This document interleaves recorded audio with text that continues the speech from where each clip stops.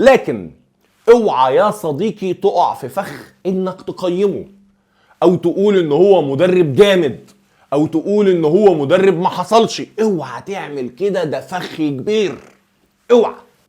يا مساء الفل على احلى جماهير في الدنيا، وحشتوني جدا جدا جدا. يا رب يكون الجميع بخير وفي احسن حال.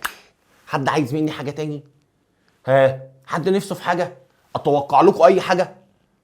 قلت لكم امبارح الزمالك هيكسب 2، حصل.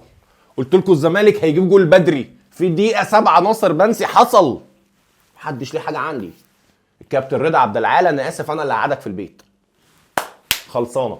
طيب خلينا نخش في المباراه.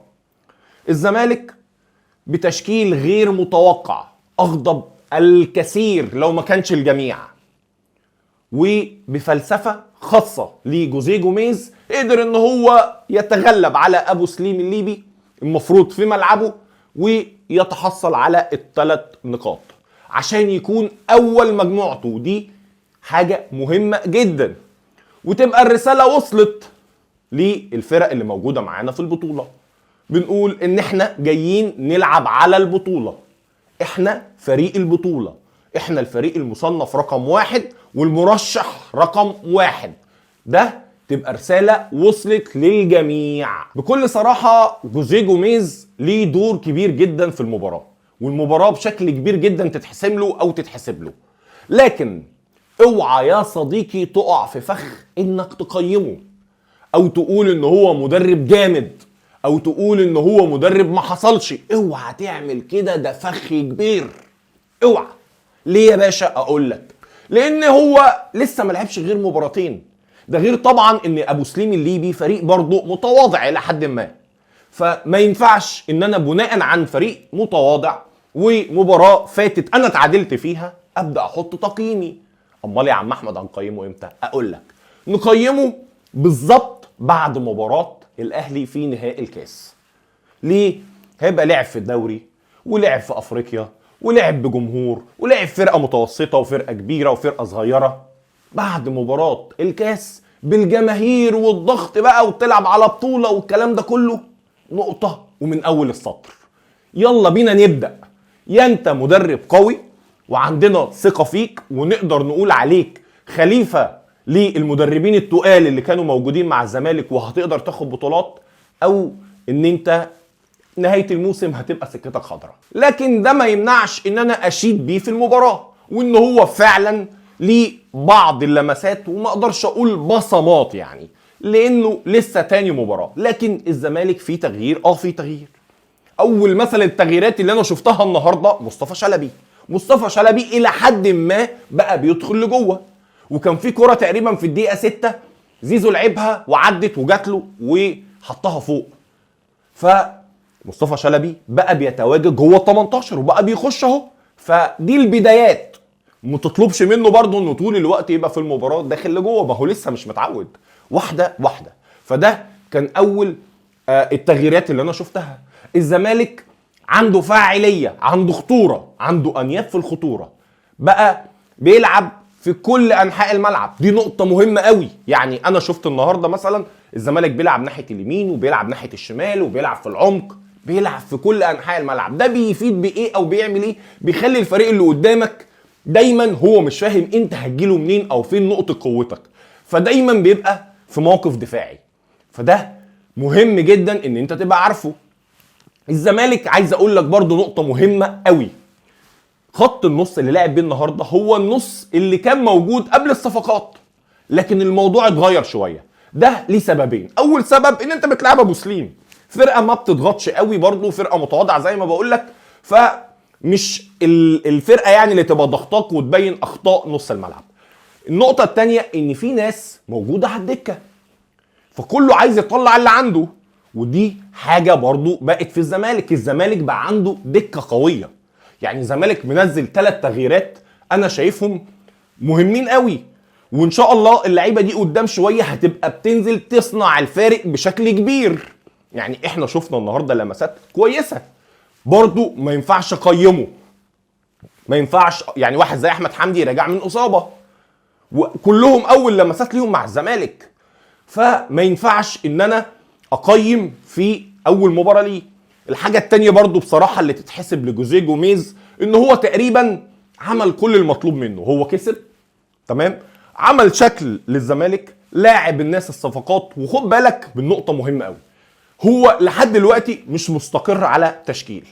يعني هو بيجرب، يلاعب دونجا، يلاعب رؤى، يلاعب احمد حمدي، ناصر ماهر، عبد الله هو عمال يجرب لحد ما يشوف في الاخر مين الرجاله بتاعتي، مين الناس اللي هتبقى الاساسيين بتوعي.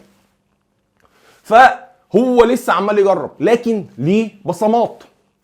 بس في نقط برضو مهمه جدا جدا جدا جدا لازم ناخد بالنا منها. انا شفتها النهارده في الملعب، شايف ان الزمالك ناقصه الدقه مش البساط، لسه فيها برضو شيء من قله التقدير.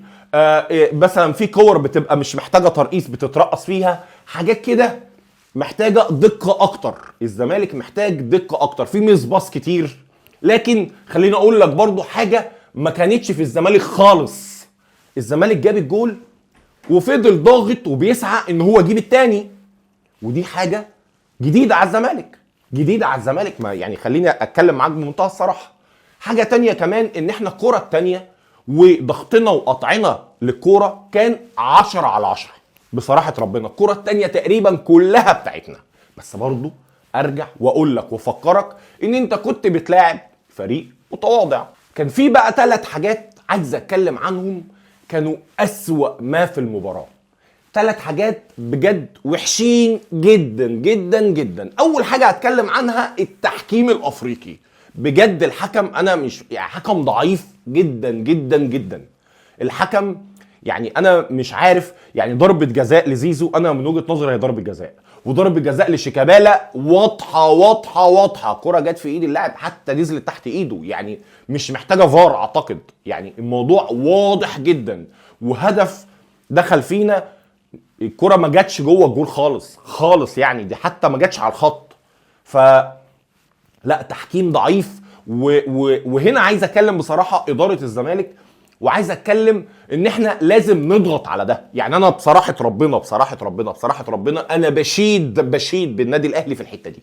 بصراحه ربنا النادي الاهلي بيضغط، حتى لو هو ملوش حقوق قوي، بس هو بيضغط بحيث ان انت ما تفكرش اوعى تظلمني. انا شايف ان هو ده الصح بصراحه ربنا، بكل امانه انا شايف ان ده الصح. انا لازم اخد حقي، مش لازم اتظلم عشان ابدا اطلب، مش لازم اتظلم عشان مش عشان انا كسبت خلاص انسى، لا. طب ما هو النهارده وكان في فاولات على فكره كتير، برضو كان في كور كتير، فلا تحكيم كان سيء جدا وكان ضعيف جدا جدا جدا. الحاجه التانية اللي عايز اتكلم فيها هي حاجه برضو سيئه قوي، اكيد كلنا شفناها. 2 لعيبه كانوا موجودين في الزمالك النهارده بصراحه يعني حاجه غريبه جدا. سيف الدين الجزيري، وانا بالنسبه لي مش غريب، يعني بالنسبه لي ان انا عارف ان ناس كتير قوي مستغربه وعماله تقول هو الجزيري ماله. انا عمري ما شفته مهاجم الزمالك بامانه، والله عمري ما شفته ان ده ممكن يبقى مهاجم الزمالك.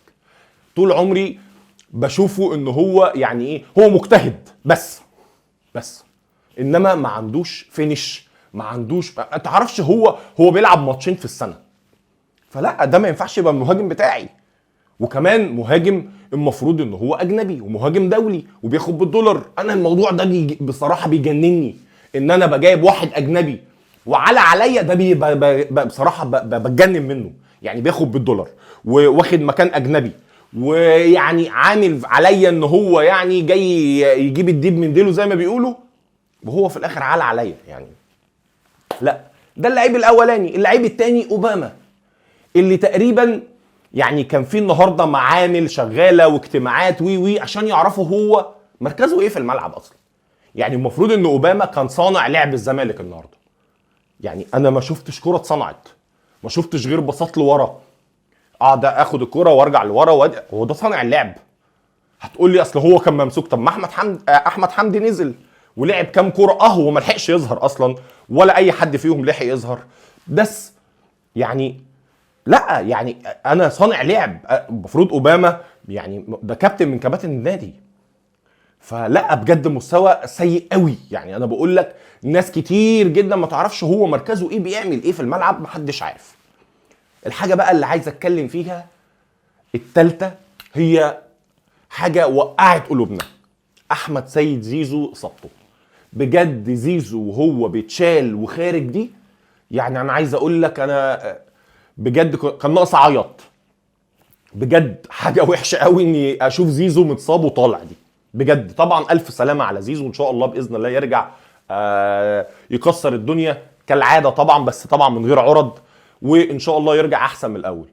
والحمد لله الحمد لله بشكل مبدئي اطمنا عليه وقال لك ان هو التواء في الكحل لكنه شديد شويه، بس ان شاء الله ان الموضوع مش هيطول، ممكن مباراه او حاجه، وان شاء الله هيكون متواجد بعد كده باذن الله. يعني ان شاء الله ما يطولش. طبعا الف مليون سلام عليك يا زيزو. اخر حاجه بقى عايز اتكلم عنها واديها حقها قوي بصراحه ربنا، هي اداء عمر جابر. بامانه انا واحد من الناس كنت منتقد عمر جابر في اوقات كتيره جدا، وانتقدته بشكل كبير وقلت ان هو خلاص شطب والكلام ده كله، لكن بكل امانه بقول عمر جابر ما حسسنيش ابدا ان احنا ما عندناش باك شمال، وما حسسنيش ابدا ان هو باك يمين مش باك شمال بكل امانه. وعامل اسيست الجول الاولاني روعه الروعه بجد. لا بجد عمر جابر اداء مميز جدا جدا. وعلى فكره هو مش المباراه دي، هو بقاله كذا مباراه مستواه ثابت وماشي بشكل كويس بكل امانه. انا زي ما انتقدته قبل كده وقلت ان هو مش مستوى الزمالك وليه رجعوه تاني والكلام ده كله، بقول دلوقتي لا بصراحه الراجل يعني بيعمل كمان اللي مش مطلوب منه. يعني هو باك يمين بيلعب باك شمال وبيلعب في كذا حته، كان بيلعب برضه في نص الملعب وبيلعب باك يمين. عمر جابر لعيب جوكر، وانا واحد من الناس اللي بتحب عمر جابر على فكره، بس انا كنت بنتقده في الاداء مش كشخص يعني. وانا بشوف ان مفيش حد كبير على الانتقاد عشان صالح نادي الزمالك، مش اكتر ولا اقل. انما انا بقول لك عمر شكرا بجد، ادائك كان فوق الرائع. سلام.